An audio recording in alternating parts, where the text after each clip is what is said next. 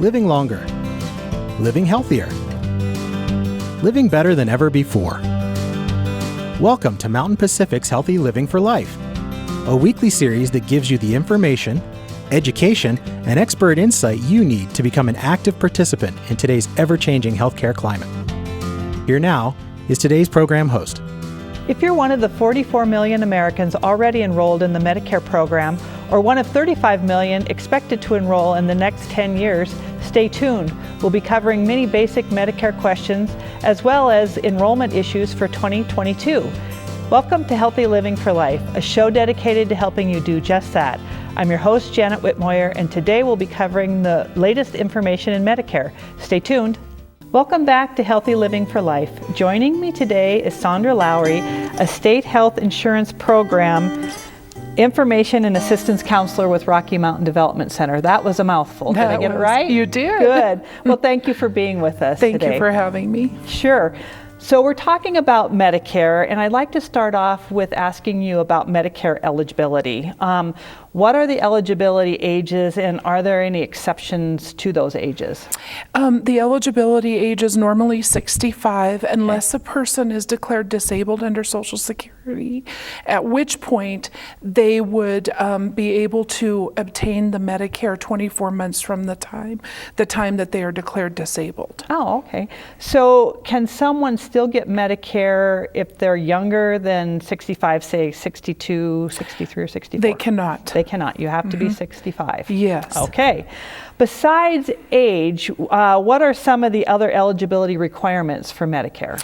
One should have worked at least 40 quarters under Social Security. That would be about 10 years. Okay. And so if they haven't done that, there may be a couple of other ways that they can enter into Medicare, but that's the normal criteria. Okay, so if someone, you talked about working 40 quarters, if somebody has never worked, are they still eligible for Medicare? Yes, it's possible that they can draw Medicare under their spouse's record if they have a spouse, okay. Or if they are a low-income person or limited income, they may be eligible for a state program which pays the Part B premium of Medicare and then helps them to enter into both A and B under Medicare. Oh, okay. So can someone receive Medicare, or if someone is on Medicare, can they still work? They can. There is no limitation for Medicare. It's only a limitation for Social Security connected to age. So someone can work as much as they want if they have Medicare. Oh, okay. That's a nice option. Yes. Is it, and I think you were talking about spouses, is it possible for someone to get Medicare as a dependent of their spouse? They can only do that if they're 65. They can't do it at a younger age. Okay. Mm-hmm. So you need to make sure 65 seems to be the magic It's the magic number. And all that. Okay. So what are some of the documents that people would need to apply for Medicare? Well, they would need to have their Social Security card, their picture ID, their date of birth, and they can do it several different ways. They can go to Social Security online and sign up for Medicare. They can meet with someone in person if the Social Security office is open, or they can call on the phone and talk with Social Security and do it that way. Okay, so if they wanted to do it in person, would they call the Social Security office to find out where and make an appointment? Yes, they could make an appointment to do that. Okay, and so which way would you recommend, or in your experience? I think any way is probably fine. Okay. It depends on how computer savvy someone is. They may want to go online and do it that way. It's very simplistic. Okay. It's a little bit more complicated going into the office because you do have to make an appointment, and there's a few more requirements going in. Okay. Mm-hmm. So let's talk about folks that might be on other insurances other than Medicare, such as Medicaid. Is it possible to be on both Medicare and Medicaid at the same time? It is. Medicare will always be the primary in that situation, but there are several Medicaid programs that would apply to someone who is on Medicare, and they can talk with us about that. We can screen them for those programs and help them to apply. Okay. So is there anything else that you'd like to share with us about Medicare eligibility that you think it's important for people to know? I can't think of anything at the moment. I think we covered the bases. Okay. I kind of wanted to go back to one of the questions I asked you about some of the other eligibility requirements for Medicare other than their age. Can you explain that a little bit more in detail as to how somebody would be eligible? For Medicare? Yes, for Medicare. Yes. If they were to be declared disabled under Social Security, they would wait 24 months and then they would automatically be enrolled into Medicare. That's one way. Okay. Another way is to come to us and possibly get enrolled in the Medicare savings program through the state, which would then help them to get into the A and B at no cost. Okay. And no penalty. Okay. So, well, I think we need to take a break here. When we come back, we'll talk about some of the common mistakes that new enrollees make that could be costing them money in the long run. Stay tuned. We'll be back in a few minutes.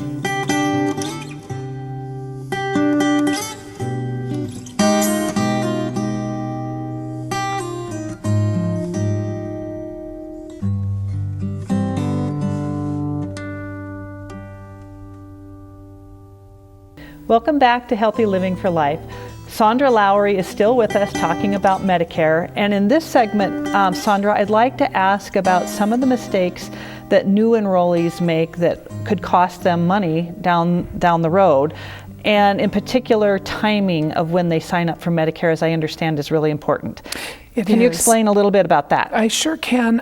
There are penalties involved if a person is eligible for Medicare and does not sign up. So we encourage people to take a good look at their situation. They have the 3 months before the month of and 3 months after their 65th birthday to sign up for Medicare.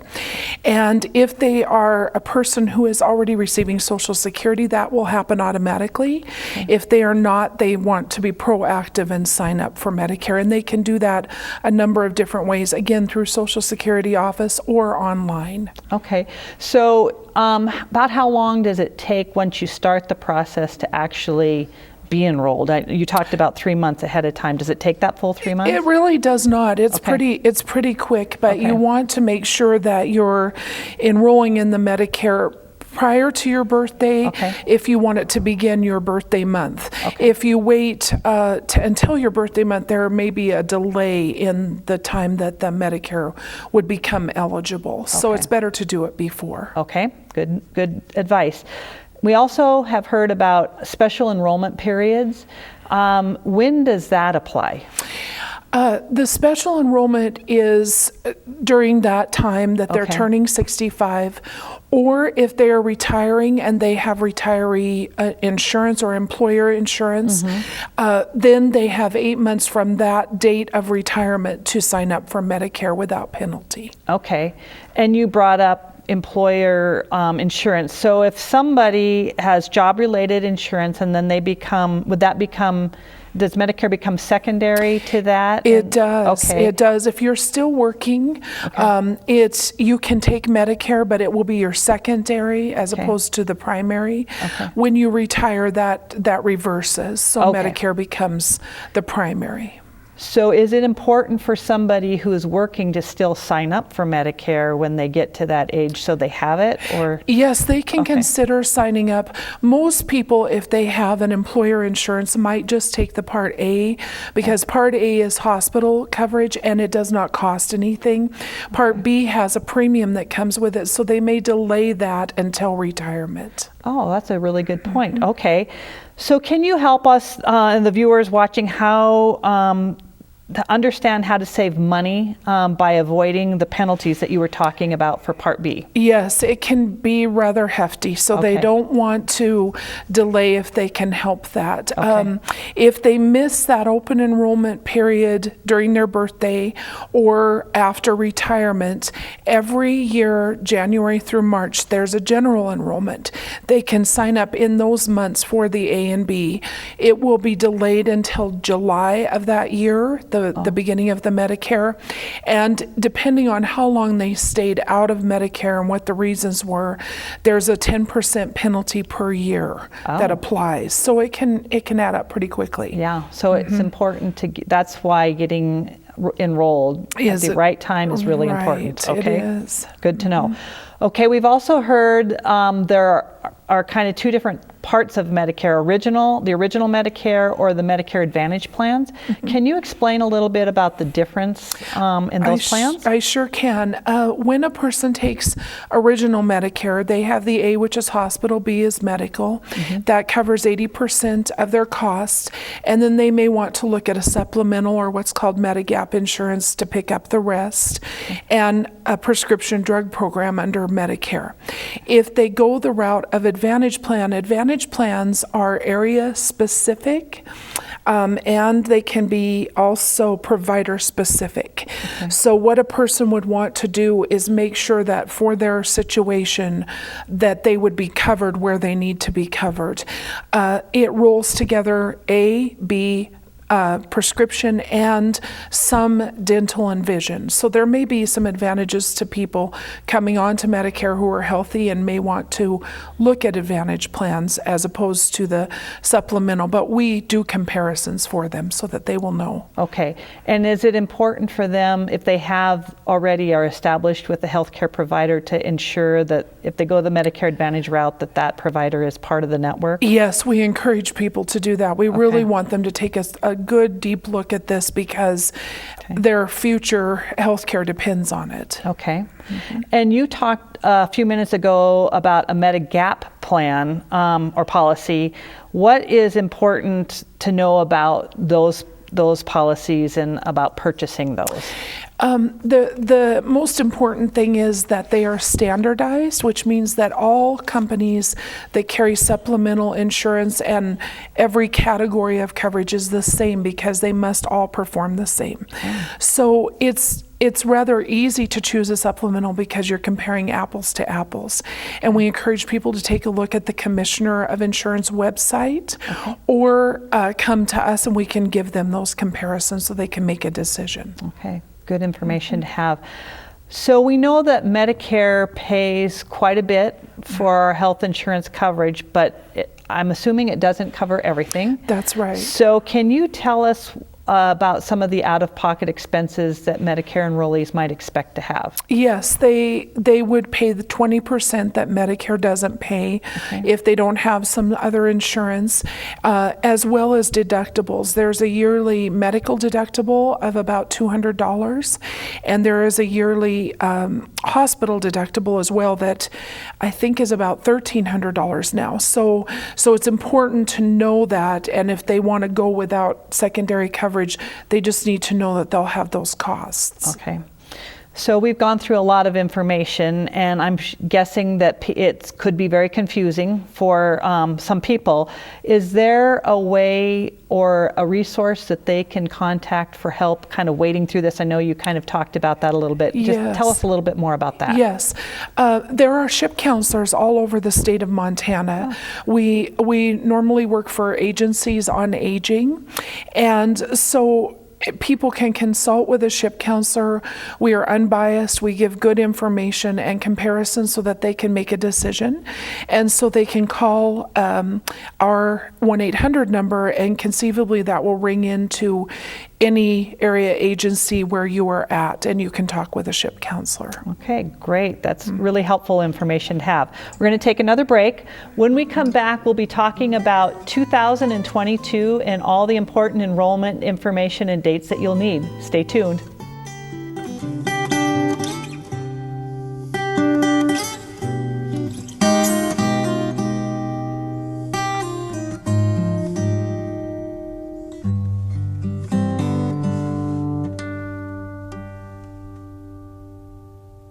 Welcome back. Sandra Lowry is still here talking to us about Medicare enrollment. So Sandra, now I want to shift to 2022. It's right around the corner. It is. So can you tell us a little bit about the enrollment period for this upcoming year for Medicare eligibles? Yes. the Medicare prescription drug coverage enrollment period is probably one of the more important things that we need to talk about. From October 15th to December 7th is open enrollment, and we encourage anyone who has a Medicare prescription plan or an Advantage plan to do some comparison, take a look at what their coverage is, and see if there might be something better for the new year.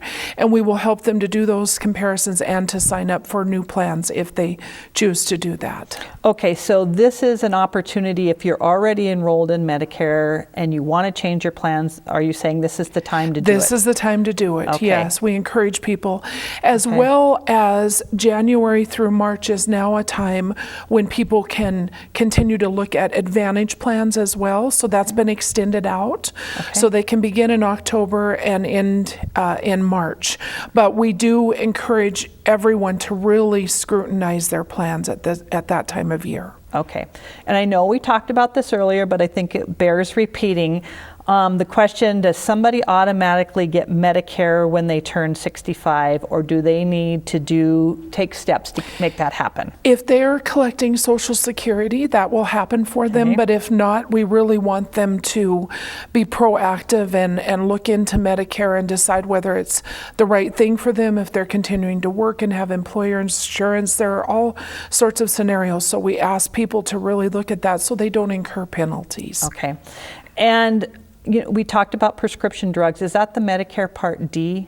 It is, Okay. yes, So yes. is that where you were just talking about enrolling in that is between October and In December, and December? yes, yes. So people can distinctly remember that prescription drugs and Part D coverage are the same thing. They are, Okay. yes. And if you don't sign up for that, I guess the next question, are people required to sign up for a prescription drug plan? They are not required. However, if they wait, if they delay that and at some later date they take a plan, they can incur a penalty that's associated with that as well. Okay.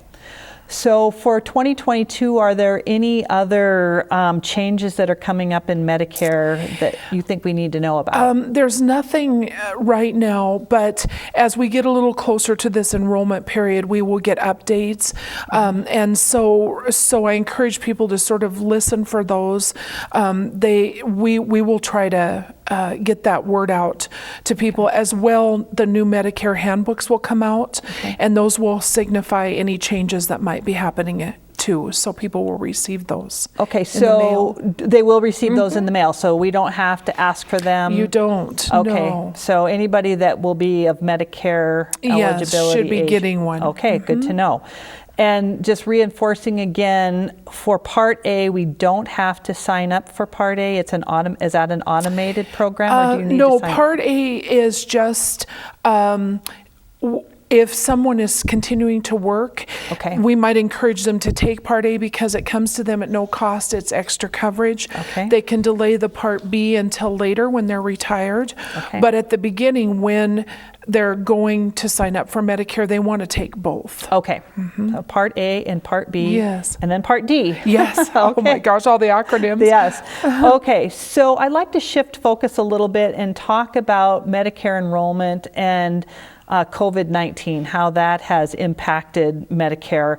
But first of all, can you tell us what kind of coverage Medicare has for COVID, like, the testing and vaccines or any treatment related to COVID illness? Yes, all of that should be covered at 100%.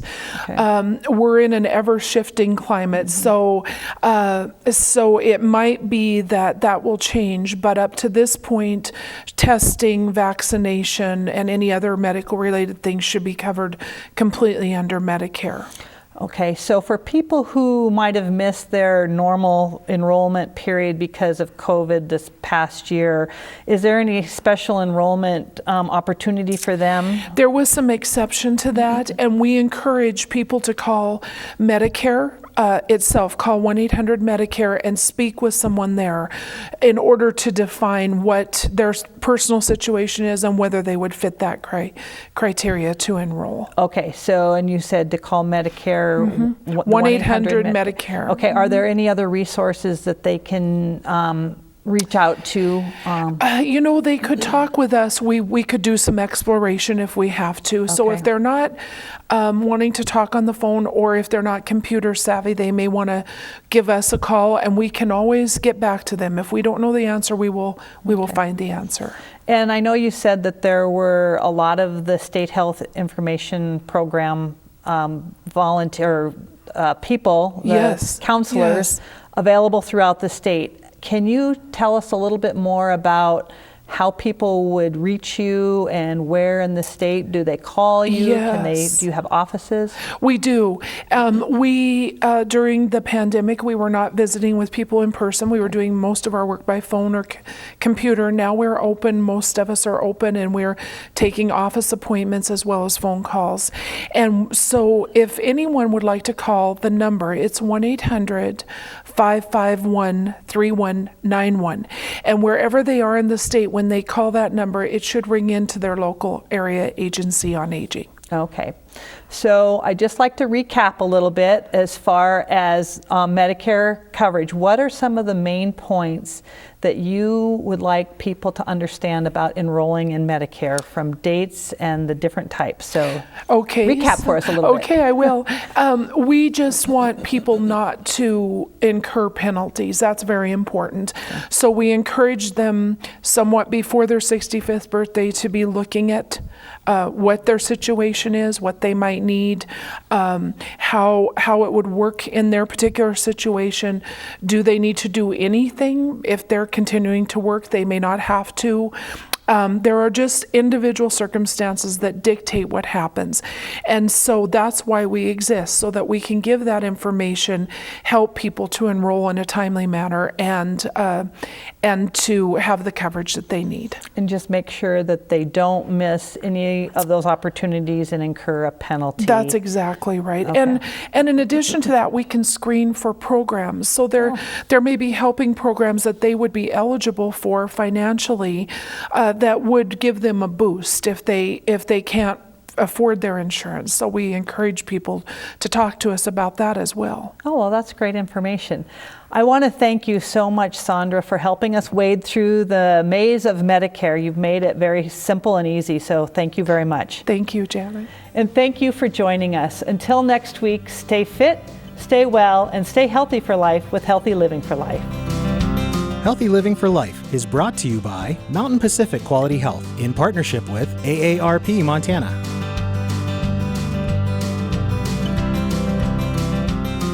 We'd love to hear from you. If you have suggestions for future programs, visit our website at mpqhf.org or call us at 406-443-4020. You can also catch us on YouTube by visiting our website and clicking on the Healthy Living for Life logo.